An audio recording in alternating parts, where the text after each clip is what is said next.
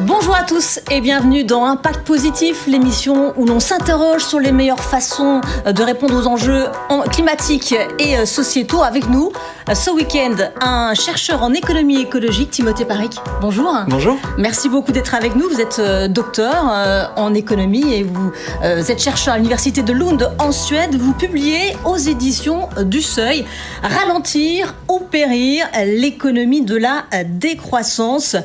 Ça vient de sortir, tout juste. Et vos arguments ont une résonance toute particulière en cette rentrée. Vous parlez notamment de se libérer de la mystique de la croissance. Dans votre livre, vous expliquez en quelque sorte qu'il ne peut pas y avoir de croissance tout en diminuant les émissions de gaz à effet de serre. C'est un discours que vous étiez de façon scientifique dans votre livre, mais qui n'est pas du tout porté par les personnalités politiques. Pourquoi ? Il y a une véritable déconnexion entre les chiffres et la réalité scientifique, et notamment ce que nous dit le GIEC sur l'état du découplage.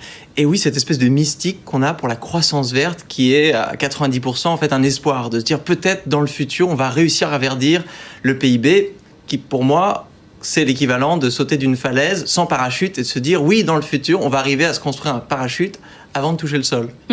Alors justement, je voudrais que vous écoutiez Elisabeth Borne. On était aux rencontres des entrepreneurs français du MEDEF. Fin août, elle a appelé notamment les entreprises à diminuer leur consommation énergétique de 10%. Et puis elle a dit également ceci, écoutez. Contrairement à l'affirmation de certains, la décroissance n'est pas la solution. La décroissance attaquerait notre niveau de vie, elle mettrait en péril le financement de notre modèle social, elle braquerait nos concitoyens et nous empêcherait d'avancer. On a l'impression que c'est un peu un gros mot de parler de décroissance aujourd'hui. C'est un gros mot parce qu'on ne comprend pas très bien qu'est-ce que la croissance. Enfin, la croissance dans un pays comme la France est complètement décorrélée de tous les indicateurs de bien-être. Donc ça ne sert à rien de continuer à appuyer sur le bouton de PIB, surtout si ça vient entraîner des dégradations sociales, si ça n'augmente pas le bien-être. Et même, moi, j'aime beaucoup faire l'analogie avec un régime.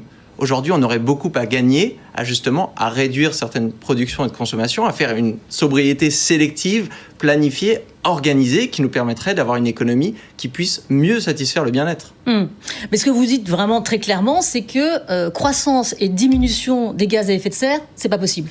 C'est pas possible.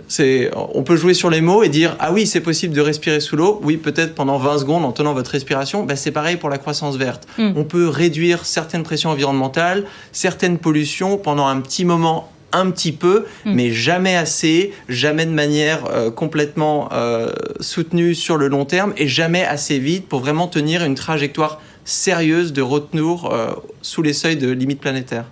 Alors, ce que vous dites aussi, c'est que la décroissance, finalement, c'est une voie de transition vers une société de post-croissance. À quoi ressemblerait-elle, cette société ? Déjà, c'est une société qui pourrait prospérer sans croissance. C'est ça l'idée. Aujourd'hui, dans un système, dans une économie capitaliste, il faut forcément toujours pouvoir produire et consommer plus pour que l'économie fonctionne.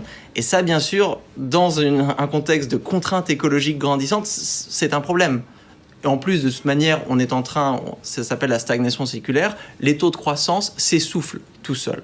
Donc, on a intérêt à transformer notre économie pour pouvoir que l'économie fasse tout ce qu'elle doit faire, créer des emplois qui ont du sens, financer les services publics, innover, entreprendre, faire toutes ces choses, mais sans avoir besoin chaque année de devenir de plus en plus grosse. Et en gros, qu'est-ce que vous dites à ceux qui ont peur finalement de ce terme ou d'une économie qui produit moins ? Qu'est-ce que vous leur dites ? Moi, je leur demande de lire ce que nous disent les scientifiques sur l'état de la biodiversité, l'état du climat. Ce n'est pas la décroissance qui devrait nous faire peur, c'est la croissance qui devrait nous terrifier. Alors justement, vous dites aussi dans votre livre que le PIB finalement est un indicateur qui est complètement désuet. Vous citez d'ailleurs un autre économiste qui est Éloi Laurent. Il dit que le PIB est borgne quant au bien-être économique, aveugle au bien-être humain, sourd à la souffrance sociale et muet sur l'état de la planète. Alors c'est un débat qui date pas du tout d'aujourd'hui, ça fait des années qu'il existe. Il était même posé par l'inventeur de ce concept. Est-ce que c'est peut-être aussi une des réponses aux crises que nous vivons ? Le PIB, il faut s'en souvenir, il a presque 100 ans. Il a été inventé en 1930. Donc là, essayer de faire fonctionner une économie moderne avec notre petite boussole obsolète du PIB qui devrait vraiment n'être que dans un musée d'histoire économique, c'est plus possible. Il nous faut des tableaux de bord beaucoup plus complexes, avec des indicateurs de bien-être, avec des indicateurs de santé sociale, avec des indicateurs de résilience écologique. Et là, les crises à répétition qu'on a aujourd'hui nous montrent vraiment que notre compas d'organisation économique n'est plus à jour. Alors finalement, le grand défi des responsables politiques, c'est aussi d'écrire un nouveau récit, quelque chose qui ne tournerait pas autour de la croissance comme progrès ultime, comme bon sens. Exactement, moi je ne comprends pas de toute manière l'attrait d'un récit où le but de l'économie c'est juste d'amasser des billets de Monopoly. Alors qu'en fait... Créer des emplois ? Mais même créer des emplois pour faire quoi ? John Maynard Keynes nous le disait déjà, si on veut le plein emploi, on emploie la moitié de la population à creuser des trous et l'autre moitié à les reboucher. Tout le monde aura un emploi, mais est-ce qu'on se sera enrichi ?